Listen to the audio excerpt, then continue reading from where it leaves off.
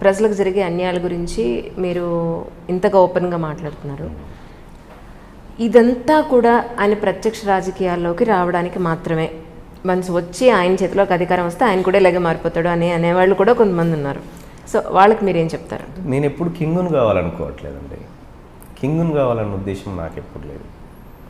నేను ఒకవేళ రాజకీయాల్లో పాల్గొనాలి, రాజకీయాలు మాత్రమే చేయాలి, అది నా లబ్ధి కోసమే చేయాలని అనుకుంటే ఇప్పుడున్నటువంటి కాంగ్రెస్ పార్టీ కానీ లేకపోతే బీజేపీ కానీ ఇంకో పార్టీ కానీ నేను పోతే డోర్లు మూసే వాళ్ళు ఎవరు లేరండి, ఒకవేళ నేను పోదలుచుకుంటే. అంతే. ఎందుకంటే నేను మొన్న హుజూర్ నగర్ ఎన్నికల్లో పోటీ చేస్తుంటే బీజేపీ వాళ్ళు పిలిచి మా బీఫామ్ మీద మీరు పోటీ చేయండి, మీకు ఇంతో ఖర్చు పెడతామని వాళ్ళు చెప్పినారు. తెలుగుదేశం వాళ్ళు చెప్పినారు.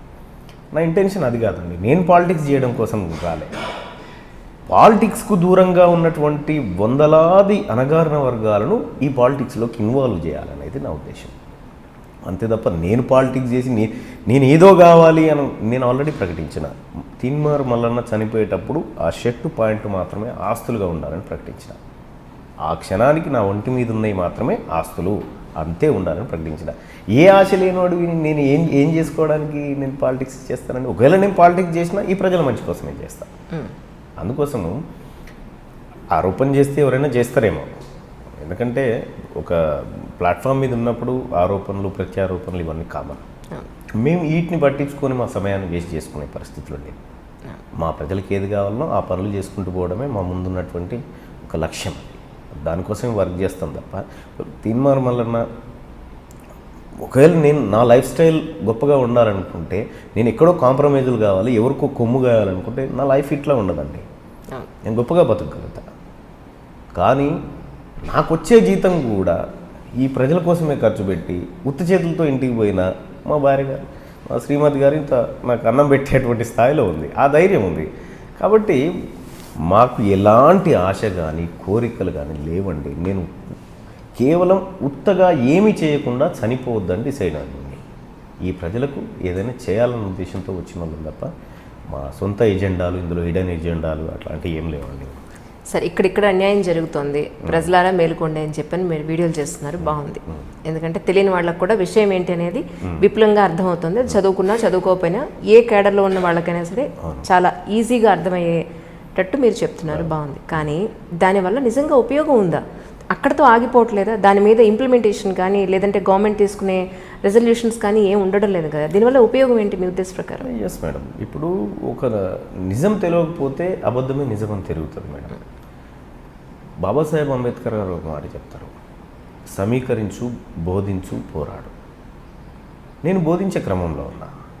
ఏం జరుగుతుందో మా ప్రజలకు బోధించి పోరాడుతున్నారు కూడా, అది కూడా ఉంది క్రమంగా. అది నెక్స్ట్ స్టెప్ అయినప్పటికి కూడా అంటే ఆల్రెడీ ఈ రాష్ట్రంలో అసెంబ్లీ ఎక్కడ ఉంటుందో తెలియకుండా బ్రతుకుతున్నటువంటి కులాలు కొన్ని వందల కులాలు ఉన్నాయి మేడం. అసెంబ్లీ ఎక్కడ ఉంటుందో తెలియకుండా బ్రతుకుతున్నటువంటి కులాలు.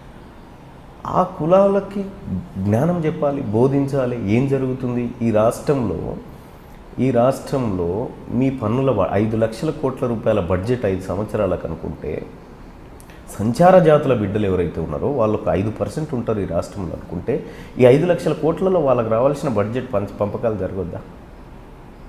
అంటే ఇదంతా ఎవరు చెప్తారండి మా వర్గాల ప్రజలకి? ఇప్పుడు రేవంత్ రెడ్డి గారు వచ్చి చెప్తాడా, బాబు మీరు 185% ఉన్నటువంటి బీసీ, ఎస్సీ, ఎస్టీలు మీకు ఇంత వాటా రావాలి, ఇంతమంది మీరు ఎమ్మెల్యేలు అసెంబ్లీలో ఉండాలని రేవంత్ రెడ్డి చెప్తాడా, లేకపోతే కేసీఆర్ చెప్తాడా, లేకపోతే ఇంకో కిషన్ రెడ్డి చెప్తారా? ఎవరు చెప్పరు కదండి. మా ప్రజలకు మేమే చెప్పాలి.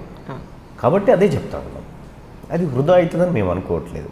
వాళ్ళకి తెలవనన్ని రోజులు అది మాకేందో అందని పదార్థంగా ఉండే. ఇప్పుడు మాకు పాలిటిక్స్ తెలుస్తున్నాయి కదా, అందుకోసమే ఇది వృధా కాదు. ఇది ఆరంభంలో ఉన్నాం కాబట్టి కాస్త ఇట్లాగే కనిపిస్తుంది, అజిటేషన్లోకి వచ్చినప్పుడు కనిపిస్తుంది ఒరిజినాలిటీ. అంటే బేసిక్గా మీకు కేసీఆర్ గారు అంటే బాగా ఇష్టం అని చెప్పని విన్నాను. యాక్చువల్లీ ఇష్టం. మరి ఎందుకు తర్వాత అంటే ఒకనొకప్పుడు మిమ్మల్ని పిలిచి కూడా ఏం జరుగుతోంది తెలంగాణలో మిమ్మల్ని పిలిచి కూడా ఆయన అడిగిన సందర్భం ఉంది, మీరిద్దరి మధ్య మంచి క్లోజ్ అసోసియేషన్ ఉంది అని చెప్పని విన్నాను. నిజమండి? ఎస్ అండి, నిజం. కేసీఆర్ గారు నేను కలిసిన మాట వాస్తవం. మేము కలిసింది ఒకే ఒక్కసారి. అంతేనా? ఒకే ఒక్కసారి. అంటే పరిచయస్తుడు.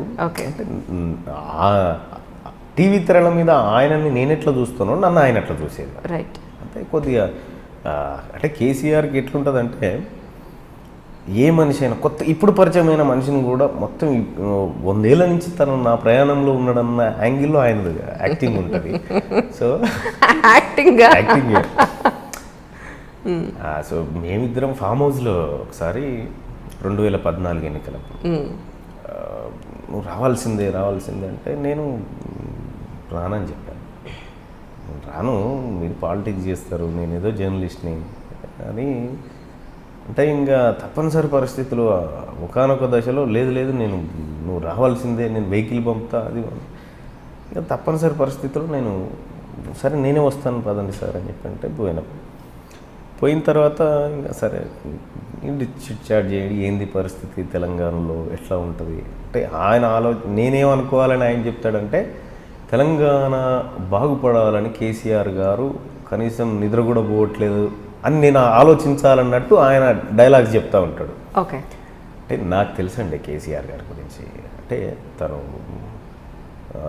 ఒక అప్పటి వరకు ప్రజలకు ఇప్పుడు చూస్తున్నారు ప్రజలు తను ఎంత నీ అంత అనేది. నేను ఆ రోజే గుర్తుపట్టిన. మీరు రావాల్సిందే, మనం కలిసి పనిచేయాల్సిందే అని చెప్పిన తర్వాత నేను కిందికి వచ్చి ఫోన్ స్విచ్ ఆఫ్ చేసి 15 రోజుల దాకా ఫోన్ ఆన్ చేయలే. నీతో కలిసి పనిచేయడం ఇష్టం లేదన్న ఉద్దేశంతో.